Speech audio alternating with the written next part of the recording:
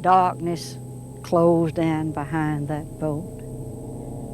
All you could hear was screams for help and occasionally a splash. Someone fell from one of the trees into the river and drowned.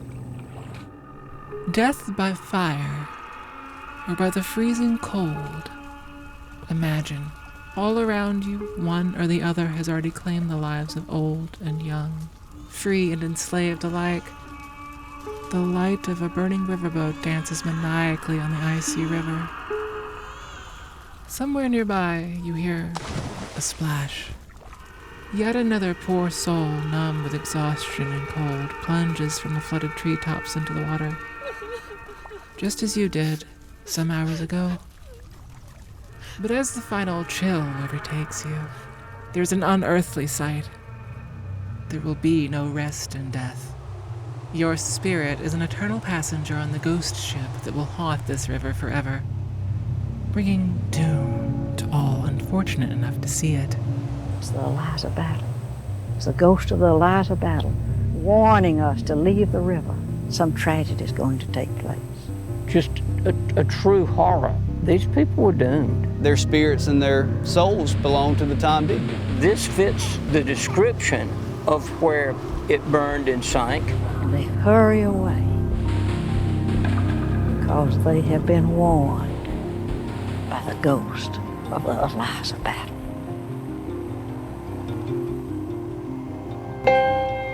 Her name was Catherine Tucker Wyndham, You do not have to believe in ghosts to enjoy a good ghost tale. a folklorist and storyteller. For nearly 50 years, she traveled the South, collecting tales of mystery and the supernatural. But a good ghost story will stretch your imagination and make you wonder, could that really be true? But she was not alone. An unearthly presence followed her. She named the spirit Jeffrey. This is what they discovered.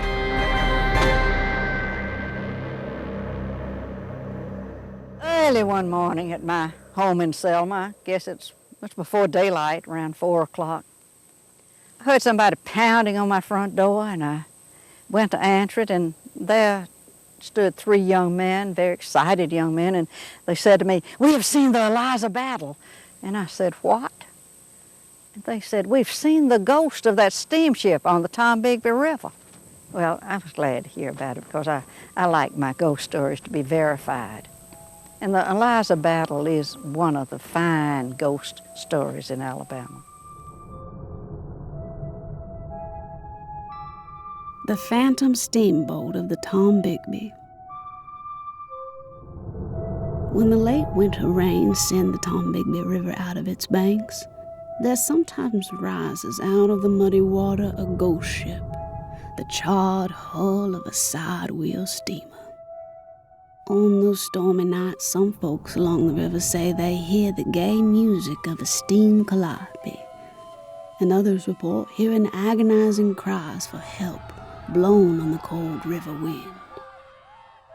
"It's the Eliza Battle," whisper the folks who see the phantom boat and who hear the eerie sounds. "It's the Eliza Battle trying to finish her trip down to Mobile. Something terrible is gonna happen." For always, the appearance of the phantom ship has heralded tragedy. Superstitious rivermen who see the ghostly hull rise from the water leave the river for safer jobs ashore. They know that the Eliza Battle is warning them that the treacherous Tombigbee will claim their lives, just as it claimed the lives of passengers and crews on the Eliza Battle.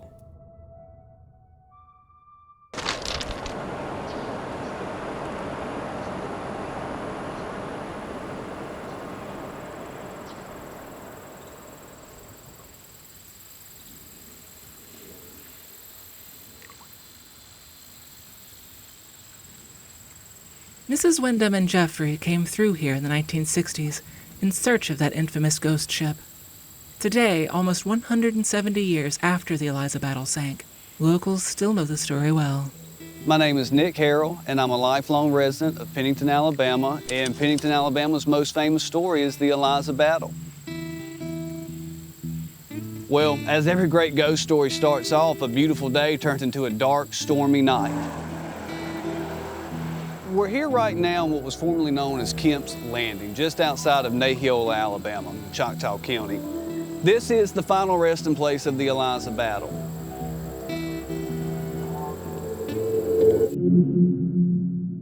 I will never forget when I was a little boy, I was in a local cemetery with my grandmother. We had taken flowers to visit a relative's grave.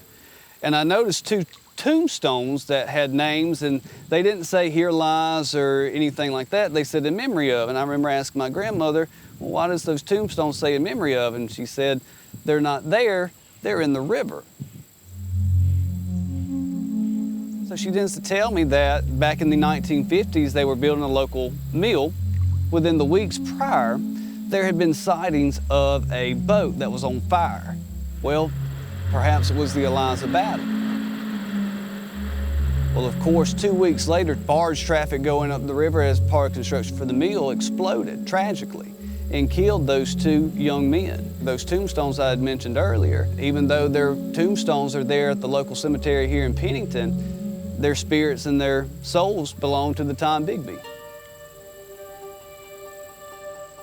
Choctaw County was named for the Choctaw people. They and other native tribes were forcibly removed from their homelands in the early 1800s, opening up Alabama and Mississippi to settlers from the east. Among them were men who would own massive cotton plantations, built and maintained by a system of slavery. These plantation owners took the most fertile, river-adjacent lands and needed a way to get their product downriver to the port of Mobile, where it would be sold and shipped across the ocean. They turned to a new technology that would soon rule the rivers of the American South, the steamboat. My name is Rufus Ward. I'm a recovering lawyer in Columbus, Mississippi, and now my avocation is researching history and the culture of Alabama and Mississippi in the 19th century. So steamboats gave the opportunity for traffic both up and down the river, and that opened the interior of both East Mississippi and Alabama to commercial trade and traffic.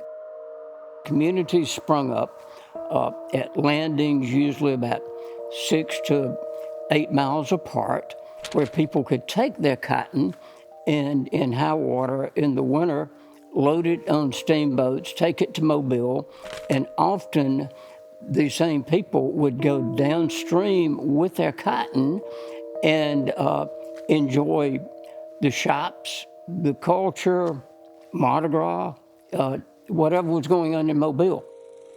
Alabama's westernmost river, stretching from eastern Mississippi to southern Alabama, is called the Tom Bigby, originally from the Choctaw name Atumbi-Ikbi, which could mean box maker.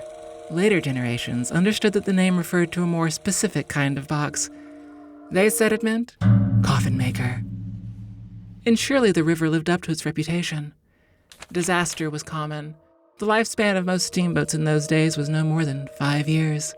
Many crews pushed their ships harder and harder in the name of speed, even competing in illegal races. A fast boat was a popular boat, but also more dangerous.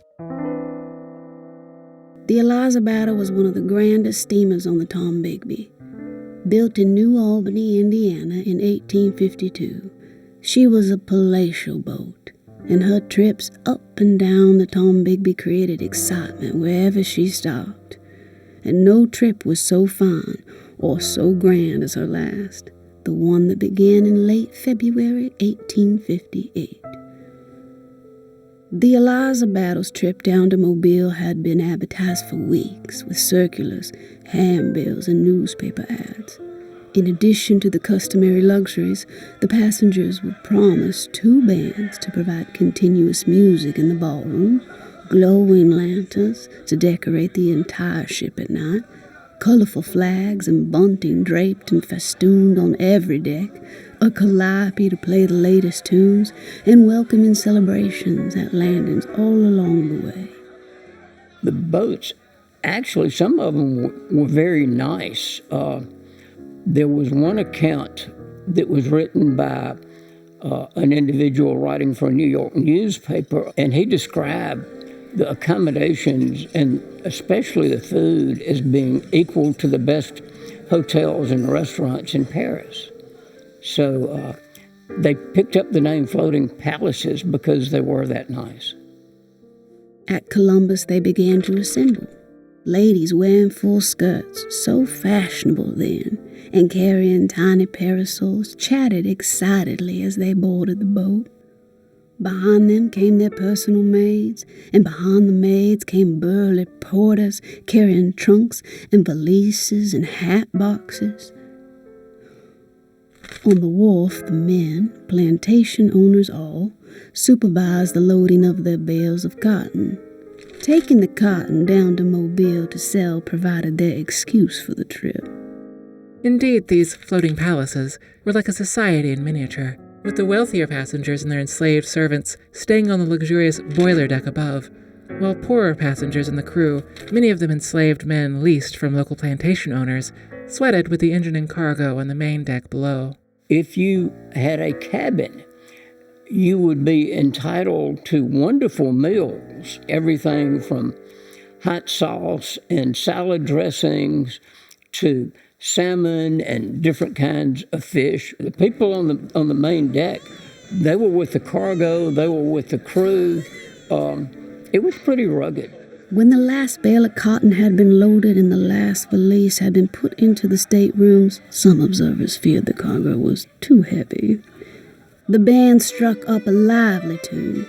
The deep-voiced whistles sounded, and the crowd cheered as the Eliza Battle pulled away from the wharf and headed downstream.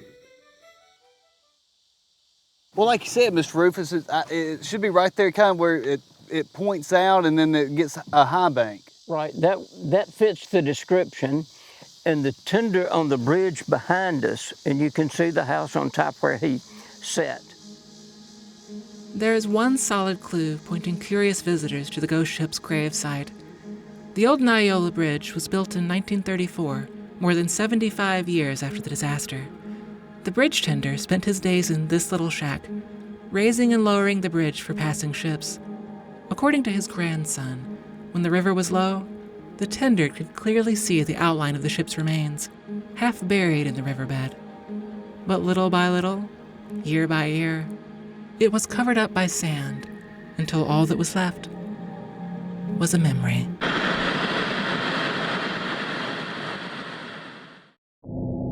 Up in the pilot house, Daniel Epps guided the Eliza Battle down the river toward Mobile. Epps, a veteran pilot, was uneasy. The high water had covered many of his navigation points, and the heavily loaded vessel was difficult to handle in the swift current. The strong and bitterly cold wind blowing rain in from the northwest added to his apprehension. Then, about nightfall, the rain turned to sleet, mixed with snow as the temperature continued to drop rapidly.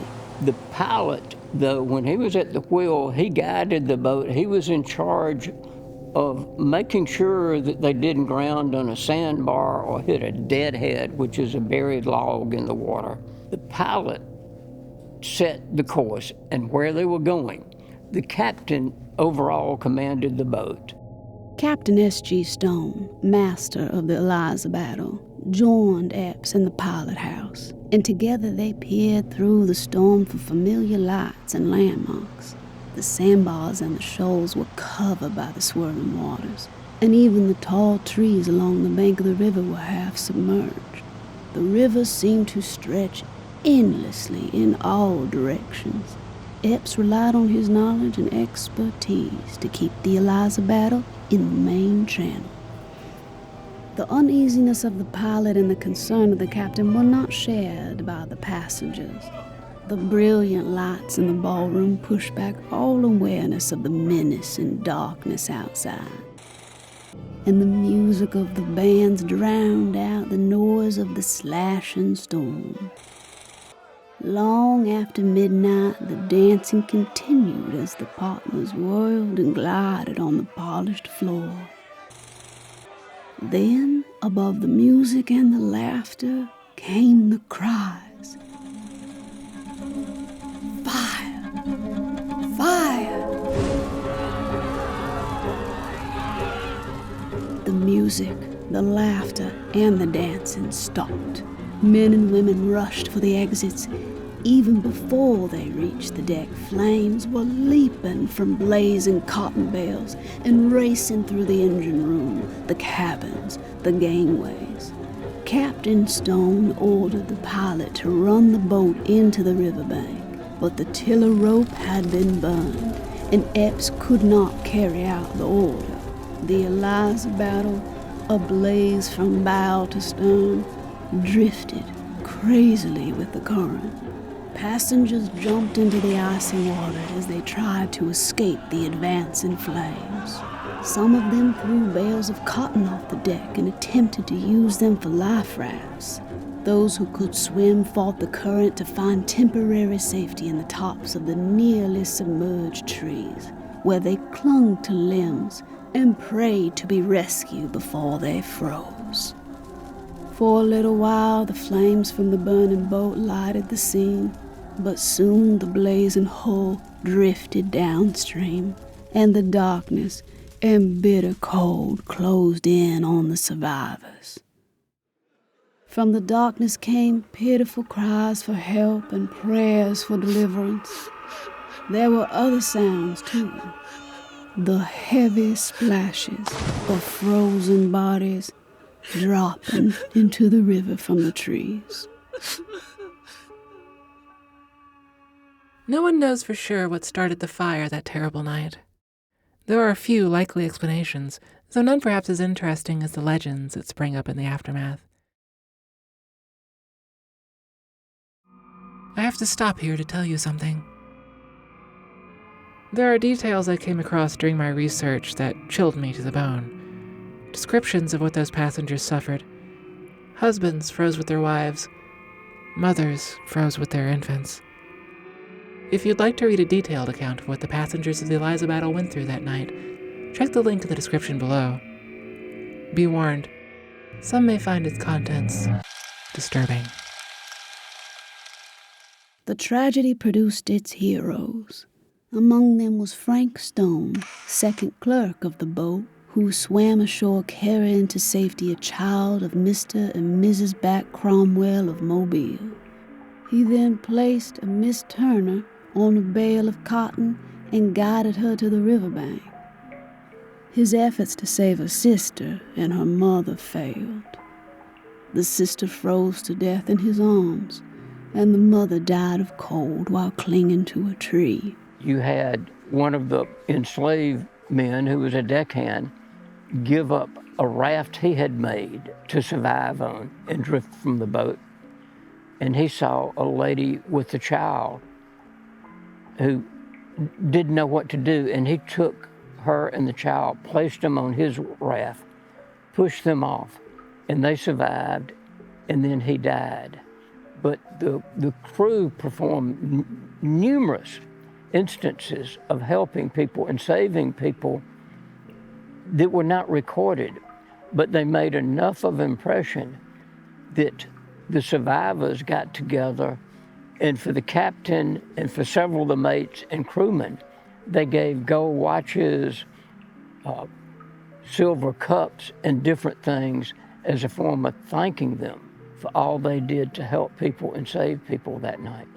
The glare from the burning boat and the screams of the victims aroused the inhabitants of Naola, a landing some 30 miles below Demopolis, and they hurried to the river to give what help they could. Meanwhile, as news of the tragedy spread, planters from nearby plantations arrived with their skilled workmen, who hastily built rafts and joined in the rescue operation. Later, these carpenters made rough coffins for the dead. The survivors were taken to nearby homes to recover. Roughly 36 hours after the Eliza Battle sank, the steamboat Magnolia arrived to take them on to Mobile, where they'd be interviewed for a government inquiry. The story spread around the world, published in newspapers as far-flung as New Zealand, and became a legend in the region. The horror of thinking about, what are you going to do if you're on a burning boat in a freezing river? That caught people's imagination all over the world. It was called a terrible tragedy, a horrible incident. People just felt like these people were doomed.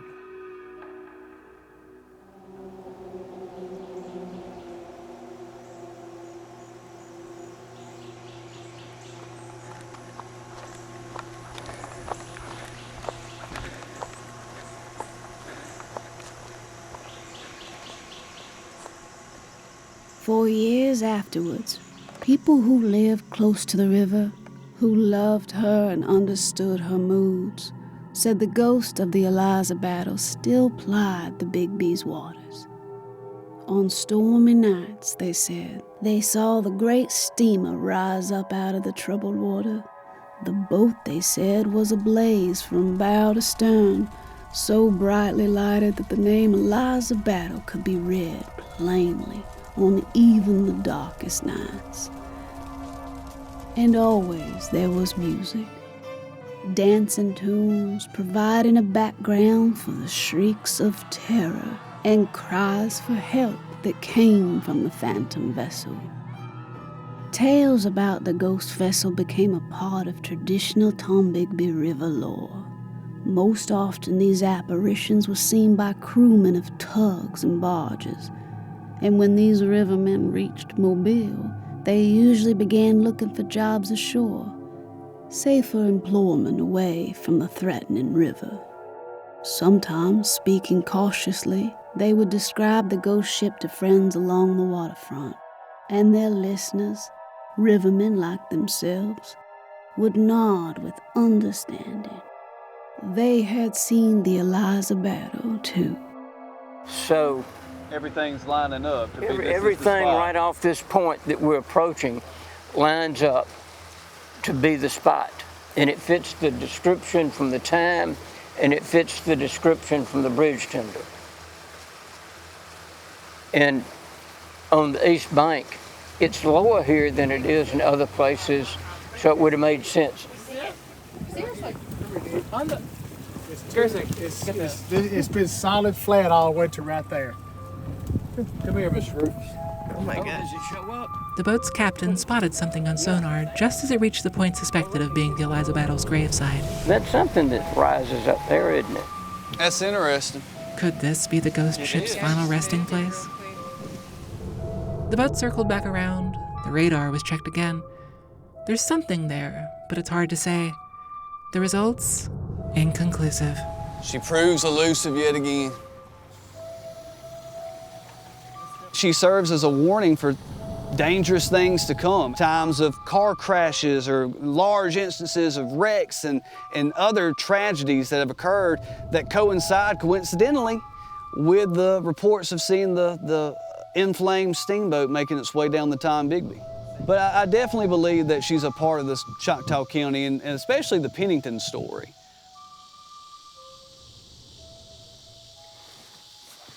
I've been asked a lot of times, do I believe in the ghost ship? I don't know. I have talked to one longtime fisherman down here who claimed he saw it. I said, what did you see? He said, well, he was out fishing and suddenly it was one of those nights when it had been hot and it was turning cool. And he said, right at dark, this fog bank started rolling down the Tombigbee. And it looked like something glowing in the middle of it, just like in the ghost story. I said, what happened? He said, I don't know. I got out of there as quick as I could, and I never looked back when I left. They hurry away because they have been warned by the ghost of the Eliza Battle. Thanks for watching. I can't tell you how excited we are to bring you these stories collected by Mrs. Wyndham and her ghostly companion. I, like many people who grew up in Alabama, have childhood memories attached to them, mostly of being scared to death. Don't forget to like this video and subscribe to Alabama Public Television.